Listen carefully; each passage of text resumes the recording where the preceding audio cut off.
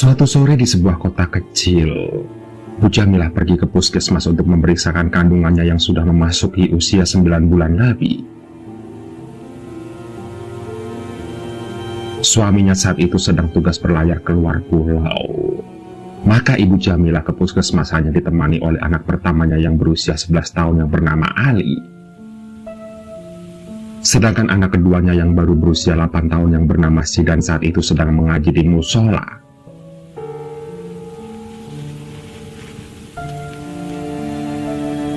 Sebenarnya, tanda-tanda kehamilan belum dirasakan oleh Ibu Jamilah. Namun karena hari ini adalah jadwal yang sudah ditetapkan oleh bidan untuk kembali periksa, maka Ibu Jamilah kembali datang supaya mengetahui perkembangan janin yang dikandungnya.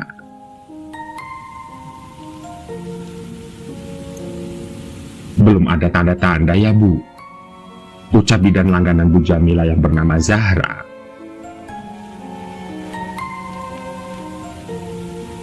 Belum Bu, bagaimana keadaan kandungan saya? Tanya Bu Jamilah.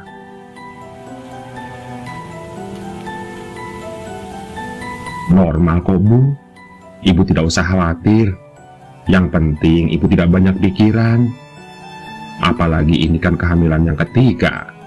Jadi saya rasa Ibu sudah paham, ucap bidan Zahra sembari tersenyum. Dan setelah mendengarkan kata-kata dari bidan Zahra, Bu Jamilah merasa lega.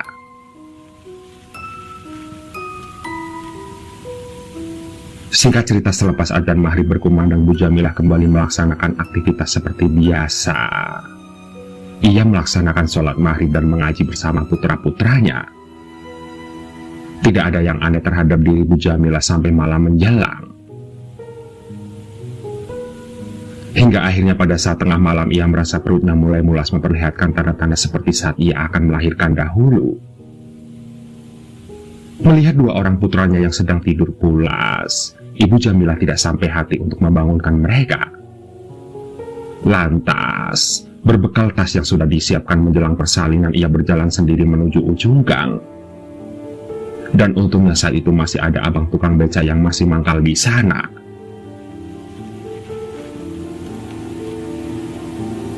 Bang, minta tolong antarkan ke puskesmas ya, ujar Bu Jamilah.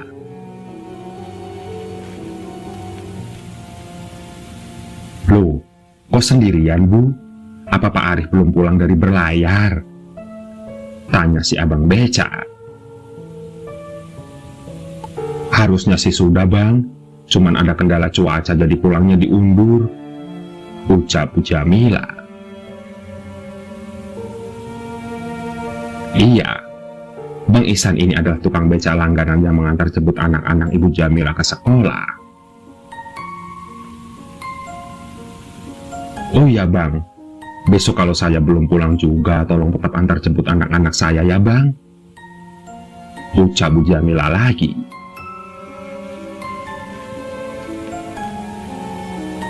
Baik Bu, siap, jawab Bang Ihsan. Anak-anak Bu Jamilah memang dikenal sebagai anak yang mandiri meskipun usianya masih belum cukup dewasa. Keadaanlah yang membuat mereka bisa menjadi anak-anak yang seperti sekarang. Ayahnya yang memang seorang pelaut dan jarang berada di rumah menemani mereka, sehingga Bu Jamilah mengajarkan anak-anaknya untuk bisa hidup mandiri dari kecil. Mereka sudah terbiasa menyiapkan segala sesuatunya sendiri.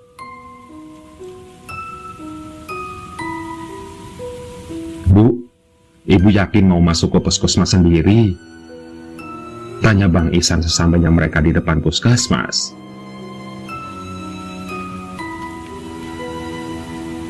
Iya Bang, tidak apa-apa kok, jawab Bu Jamilah.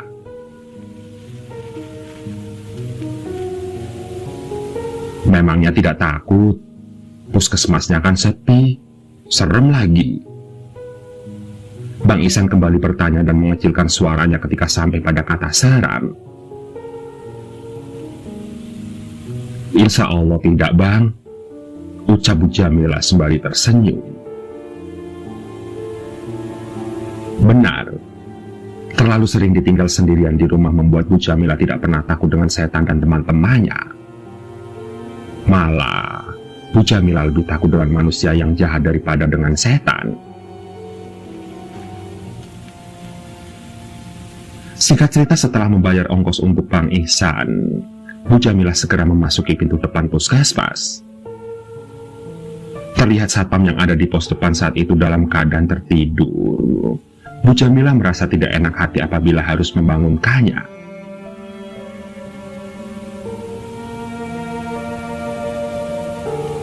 Aku berlindung dengan kalimat-kalimat Allah yang sempurna dari kejahatan sesuatu yang diciptakannya.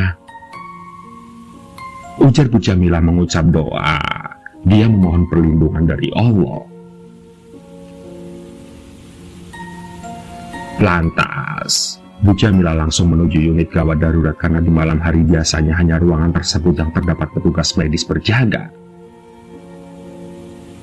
Dan sesampainya beliau di depan ruang UGD, Bu Jamila kemudian ditemui oleh seorang perawat laki-laki yang saat itu sedang bertugas. Perawat tersebut kemudian langsung memeriksa keadaan Bu Jamila yang tiba-tiba merasakan sakit yang luar biasa di perutnya. Kali ini sakitnya melebihi saat ia masih di rumah tadi.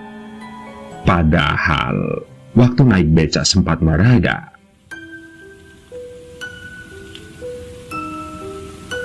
Ibu tunggu sebentar ya, saya teleponkan Bidan Zahra dulu, kata petugas tersebut. Bu Jamilah mengangguk sembari menahan sakit. Bibirnya tidak lepas dari kata-kata mengingat Allah. Sementara posisi Bu Jamilah saat itu sedang terbaring di atas kasur di ruangan itu.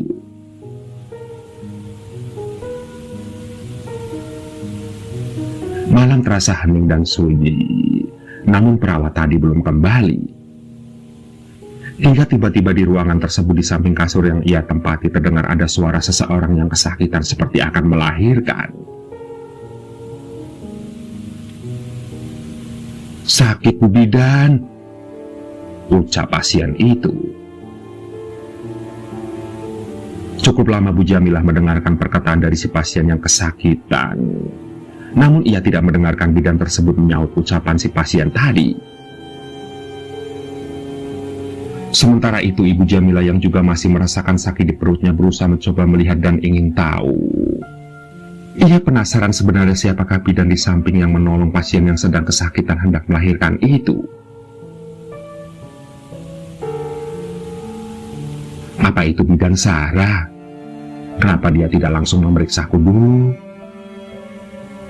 Ujar Bu Jamilah dalam hati.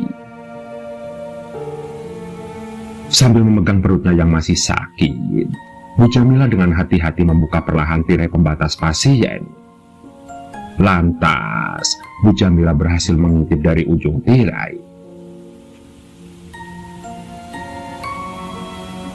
Awalnya posisi bidan tersebut membelakangi Ibu Jamilah. Namun sesaat kemudian ia sudah berada di bagian kaki si pasien dan menatap ke arah Bu Jamilah sembari tersenyum. Nampak senyumannya yang dingin dan wajahnya yang tampak begitu pucat, yang sontak seketika membuat bulu kuduk Bu Jamilah berdiri. Iya, saat itu terlihat jelas seorang bidan dengan seragam lengkap, rambutnya pendek, dan ia sedang menangani pasien melahirkan itu. Lantas Ibu Jamilah pun segera menutup kembali tirai tersebut dengan lebih hati-hati supaya tidak mengganggu proses persalinan pasien tersebut.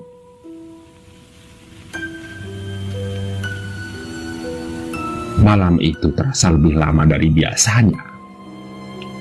Dengan menahan rasa sakit di perutnya, Bu Jamilah terus menyebut nama Allah dan tentunya menahan mata dari rasa kantuk yang menyerang.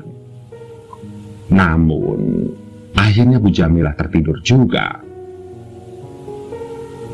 Beliau terbangun ketika mendengar tangisan bayi bersama dengan suara adzan subuh dan langkah beberapa orang yang seperti tergopoh-gopoh di ruangan bersalin itu.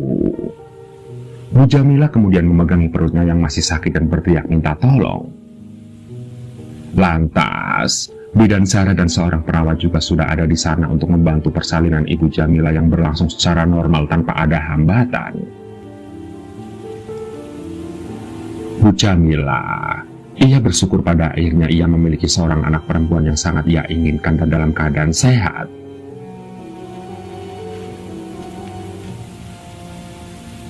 Suaminya kemana, Bu?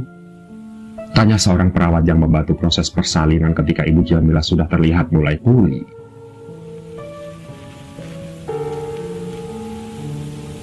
Suami saya berlayar, Bu, jawab Bu Jamilah.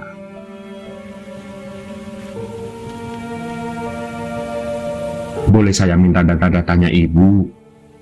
Tanya sang perawat. Saya sudah biasa periksa di sini, jadi data-data saya pasti sudah tersimpan di puskesmas ini, jawab Bu Jamilah.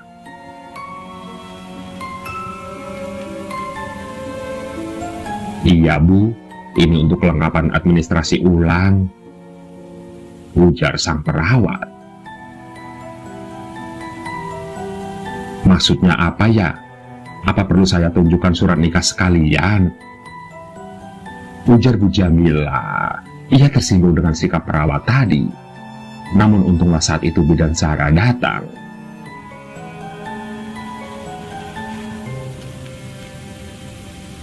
Maaf ya Bu, sikap perawat tadi. Maklum masih baru. Lagi pula dia juga mungkin bingung, baru saja dicerca pertanyaan tentang penanganan bayi yang semalam, ucap bidan Sarah. Kalau boleh tahu kenapa dengan bayi semalam, Bu? Tanya Bu Jamilah. Semalam yang jaga tugas hanya seorang perawat, yaitu Pak Rudi. Karena memang sebenarnya puskesmas ini untuk sementara waktu masih belum bisa menangani pasien melahirkan di malam hari. Hanya saja Pak Rudi berinisiatif mau menelpon saya ingin memberitahukan ada pasien yang mau melahirkan. Maksud Pak Rudi, dia mau tanya diarahkan ke rumah sakit mana pasien tersebut, ujar bidan Sarah. Loh, itu saya Bu yang meminta menelpon Bu Sarah. Karena tanda-tanda mau melahirkan sudah saya rasakan. HP saya baterainya habis, kata Bu Jamilah. Oh, jadi itu Ibu Jamilah. Lalu pasien sebelah? Bidan Sarah. Ia tampak bingung. Ia segera berlari dan memanggil Pak Rudi.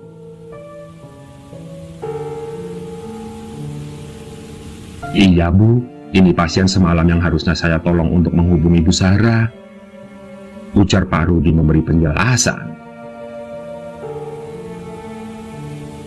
Lalu Bapak kemana saja?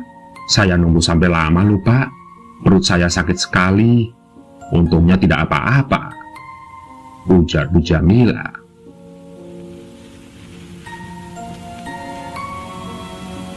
Saya mohon maaf Bu, saya sendiri tidak mengerti apa yang terjadi dengan saya. Saya hanya berputar-putar di tempat yang sama, di bawah pohon mangga di halaman belakang. Saya baru tersadar ketika mendengar lantunan ayat-ayat suci menjelang adzan subuh, cerita Pak Rudi.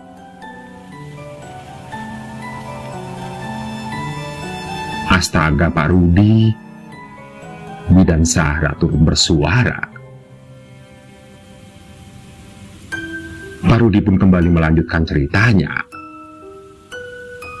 Nah, kemudian saya ingat Ibu lagi. Segera saya telepon bidan Sarah dan menuju ke sini. Kemudian saya juga sempat bertemu dengan perawat Alma yang sudah menggendong bayi. Ternyata di ruangan ini sudah ada orang yang melahirkan tetapi bukan Ibu. Jadi Pak Rudi ini tadi bertanya ke perawat Alma bagaimana dia bisa menangani pasien ini sendirian padahal dia masih baru bertugas. Namun perawat Alma bersikuku. Ia menyangkal bahwa bukan dia yang membantu proses kelahiran pasien di samping. Bidan Sarah menambahkan,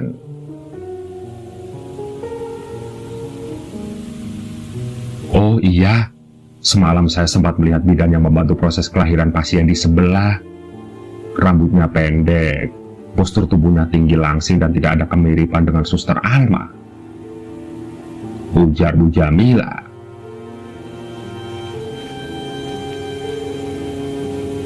Yang benar Bu, Bidan Sarah bertanya. Ia seakan tidak percaya.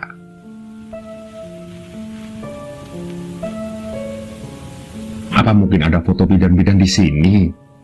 Coba saya lihat, barangkali saya bisa mengenali wajahnya, ujar Bu Jamila memberikan usul.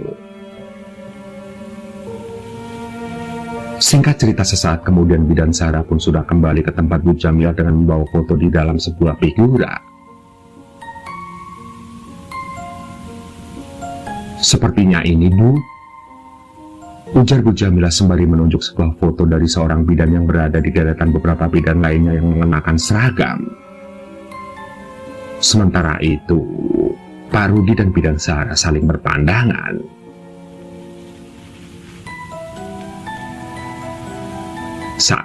Saya ke pasien sebelah dulu ya, ucap Bidan Sarah sembari tetap mendekat figura itu.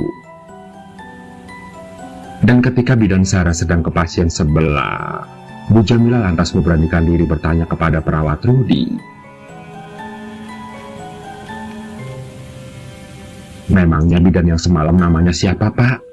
Apa sudah lama tugas di sini? Tanya Bu Jamila. Pak Rudi, ia lantas mendekat ke arah tempat tidur Bu Jamila dan berkata dengan sangat pelan. Panggilannya Bidan Mar, dia hanya sebentar bertugas di puskesmas ini, bisik Pak Rudi.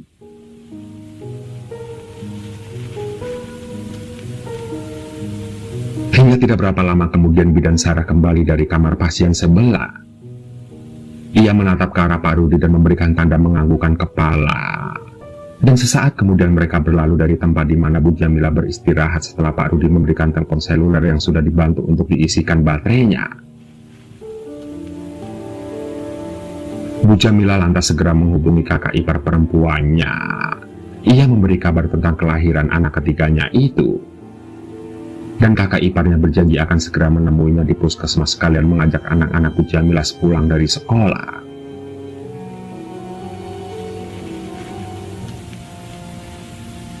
Singkat cerita, saat makan siang seorang petugas puskesmas mengantarkan makanan di ruangan Bu Jamila. Silakan Bu, makan siangnya dinikmati, ujar sang petugas.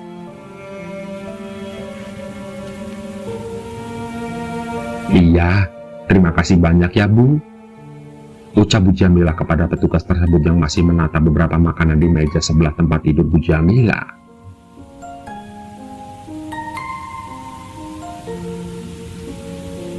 Bu, ngomong-ngomong, Ibu sudah lama ya bekerja di sini? Tanya Bu Jamila.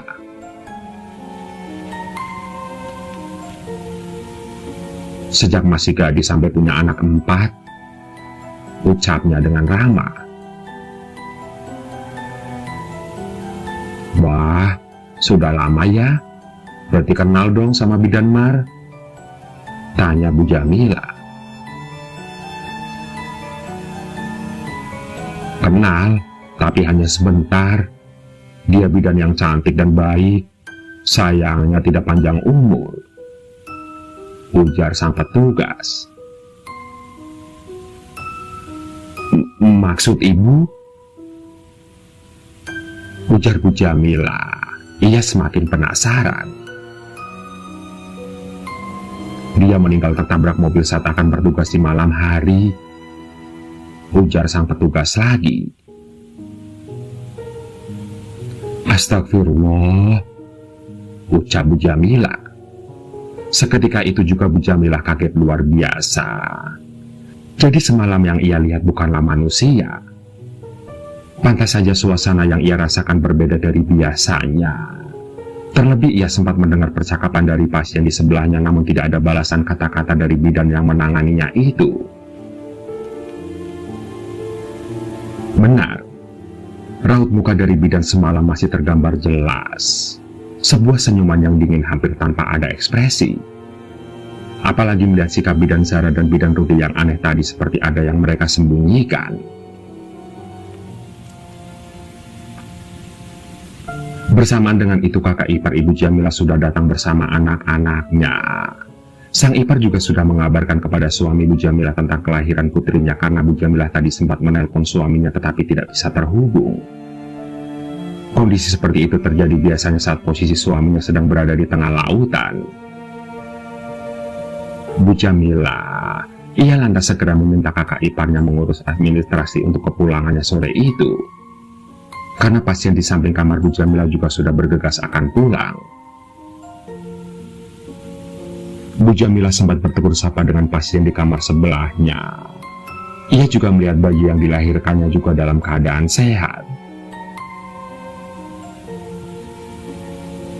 Begitulah, peristiwa yang terjadi dan dialami Bu Jamilah ini memang di luar nalar. Dan setelah sampai di rumah, dia menceritakan kepada kakak iparnya apa yang terjadi di rumah sakit tadi malam. Sang ipar sangat terkejut namun bersyukur Bu Jamilah tidak sampai dibantu melahirkan oleh sosok hantu yang menyerupai bidan tersebut. Hal itu mungkin terjadi karena Bu Jamilah tidak pernah lepas dari mengucapkan doa.